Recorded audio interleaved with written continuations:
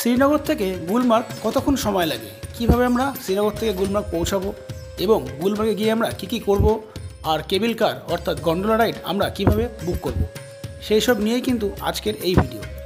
আর আমরা জম্মু থেকে গাড়ি করে কিভাবে শ্রীনগর পৌঁছালাম সেই ভিডিও কিন্তু আমি আগের ভিডিওতেই দিয়ে দিয়েছি।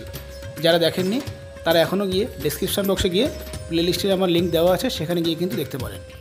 চলুন শুরু করা যাক আজকে আমাদের ভিডিও। শ্রীনগর থেকে কীভাবে আমরা গুলমার্গ যাচ্ছি, গুলমার্গে গিয়ে আমরা কী করছি এবং কীভাবে আমরা গন্ডোলা রাইড বুক করছি। চলুন।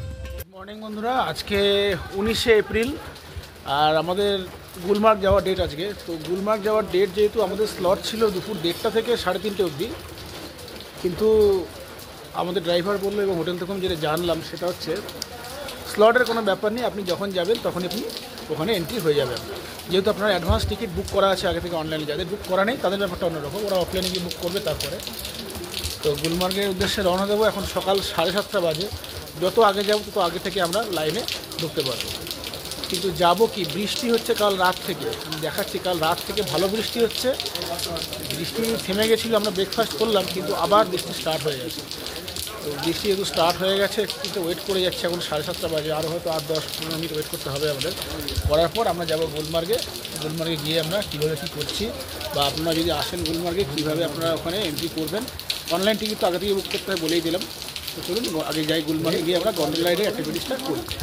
এই যে আমাদের সব যারা গেস্ট তারা কিন্তু যাবে বলে গন্ডোলায় রেডি, যাবে কি করে, বৃষ্টি পড়ছে দেখুন, 8 ঘন্টা ধরে এরা ওয়েট করছে। কি যেতে পারবো আমরা, গন্ডোলা যেতে পারবো? খুব এক্সপেকটেশন, দেখা যাক কতটা সাকসেস হয়। তো এই যে আমাদের গাড়ি চলে এসছে, গাড়িওয়ালা একটু ওয়াশরুমে গেছে, ওরা আসলে আমরা বেরাবো। আর এই হোটেলটা আমি যেটা আগে থেকে বারবার বলছি, মেন এই হোটেলের প্লাস পয়েন্ট কি, যে কোনো গাড়ি কিন্তু আরামসে একদম পার্কিং হয়ে যাবে। ওই না যে গাড়ি অনেক দূরে দাঁড়াচ্ছে, নেমে লাগেজ নিয়ে হাঁটতে হবে, তা কিন্তু না। আর হোটেলের রুমগুলো তো আমি আগে থেকে দেখিয়েও দিয়েছি। তো চলুন এবার আমরা বেরাই গন্ডোলার উদ্দেশ্যে। শ্রীনগর থেকে গুলমার্গের রাস্তা কিন্তু 55 কিলোমিটারের, ওই সময় লাগে 1.5 থেকে 2 ঘন্টার মতো। আর রাস্তা কিন্তু খুবই সুন্দর। এবং যারা সেপ্টেম্বর-অক্টোবর মাসে যাবেন তারা কিন্তু শ্রীনগর থেকে গুলমার্গ যাওয়ার সময় রাস্তায় প্রচুর আপেল বাগান দেখতে পাবেন। এটা কিন্তু একটা সেপ্টেম্বর-অক্টোবরের বাড়তি পাওনা।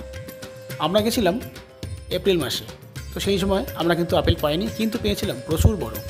গুলমার্গ মানেই আমরা যেটা বুঝে থাকি গন্ডোলা রাইড, সবার মাথাতেই কিন্তু এই জিনিসটা কিন্তু বারবার আসে। গুলমার্গে গেলে আমরা গন্ডোলা রাইড কীভাবে করব, কিভাবে তার টিকিট বুক করব এবং তার মূল্য কত।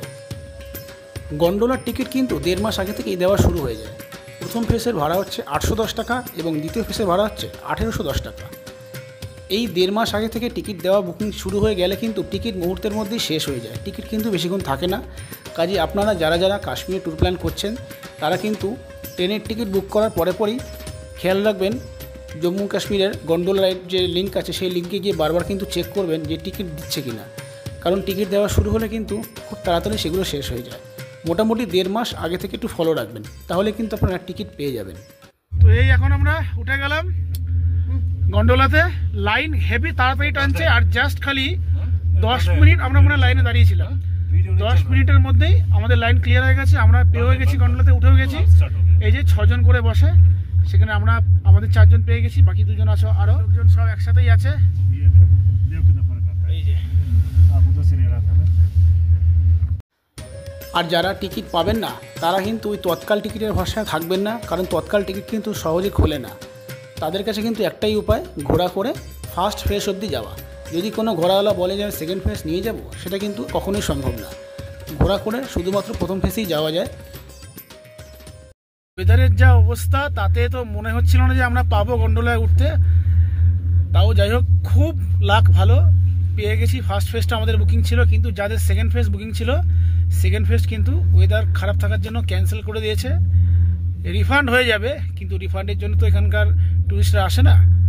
যেটা মেন অ্যাট্রাকশন বরফ, সেটা আমরা ফার্স্ট ফেজেই পেয়ে যাব, সেই জন্য ওরা সেকেন্ড ফেজটা কিন্তু বন্ধ করে দিয়েছে।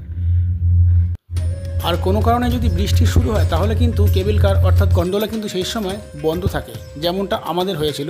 আমরা ভেবেছিলাম যেভাবে বৃষ্টি শুরু হয়েছে তাতে কিন্তু আমাদের গন্ডোলা রাইড চড়া হবে না, গন্ডোলা কিন্তু স্টপ থাকবে।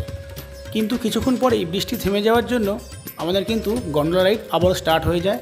অথচ সেকেন্ড ফেজ কিন্তু পুরোপুরি বন্ধ হয়ে গেছিলো সেই সময়। কাজে বৃষ্টি হলে কিন্তু একটু আনসিকিউর থাকে গন্ডোলা রাইডটা।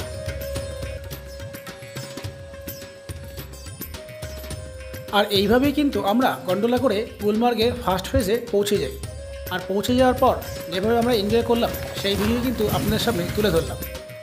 আর যারা আপনারা কাশ্মীর বা যে কোনো জায়গায় ট্যুর প্যাকেজ বুক করতে চান আপনারা কিন্তু আমাদের সঙ্গে যোগাযোগ করতে পারেন। পালকি ট্যুর অ্যান্ড ট্রাভেলস নাম্বার কিন্তু আমি ডেসক্রিপশন বক্স এবং স্ক্রিনে দিয়ে দিলাম।